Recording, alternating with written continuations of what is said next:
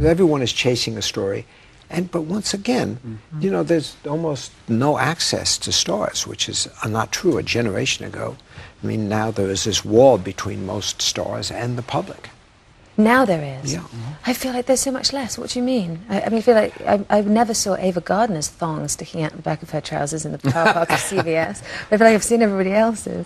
Well, let's put this, there are a lot of people, paparazzi and whatever, running around and grabbing snapshots of people. But that's different when actually from interviews and actually making yourself available. I mean, the New York Times had a story about Angelina Jolie and how, once again, like some stars, she demanded that control over interviews. And I'm sure you've never done this and say, you know, these are the 10 questions I refuse to be asked. Right. Even be asked. Here they are.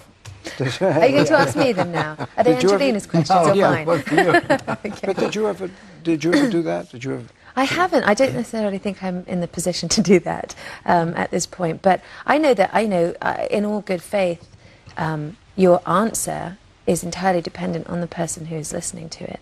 So, you know, you can answer a question honestly and intelligently, and it can come out appallingly twisted, you know, and sort of piecemeal, which can sound completely different. So I can understand the desire to do that, but I can also understand why that seems...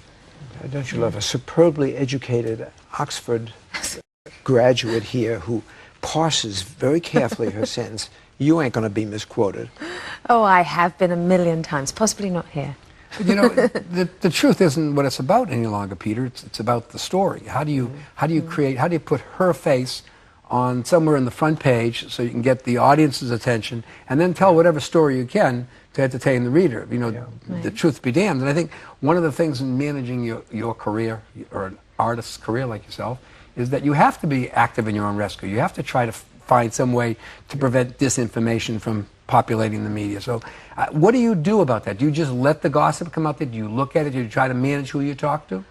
I think for me personally, maybe this is a victim's perspective, but I've sort of had to get to a point where it doesn't matter, because I am fully aware that there is a thing called Kate Beckinsale that is similar to me but is not me, and that has been created by other people and other people's perspective and other people's impressions, and I can't spend too much of my life concerned about how I'm represented, because I think that's kind of soulless and empty endeavour, and I'm interested in being an actor. So I think you have to kind of put that, you know, in the box that it can go in.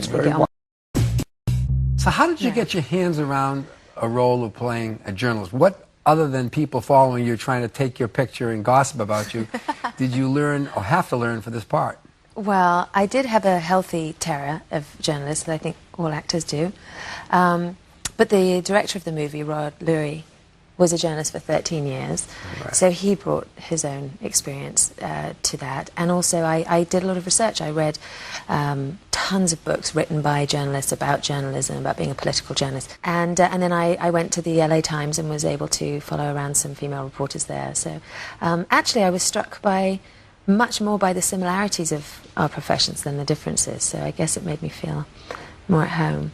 What makes somebody hold on to their principle faced with long period, in maybe an uncertain period, incarceration, separation from their family in this case?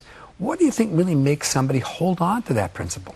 I think with my character, and I can only really speak from this perspective of my particular character, is that it's an amalgamation of things for her. I think the way that she receives the information from the source slightly feels murky to her in her sort of moral code, and so because of that she very much decides to stand by her promise not to reveal who that person is. I don't think she's remotely expecting to have to go to jail for that long and to have to sacrifice as much as she ultimately does have to sacrifice.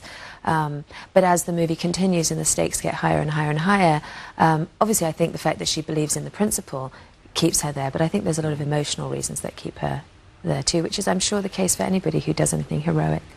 It's a mixture of things.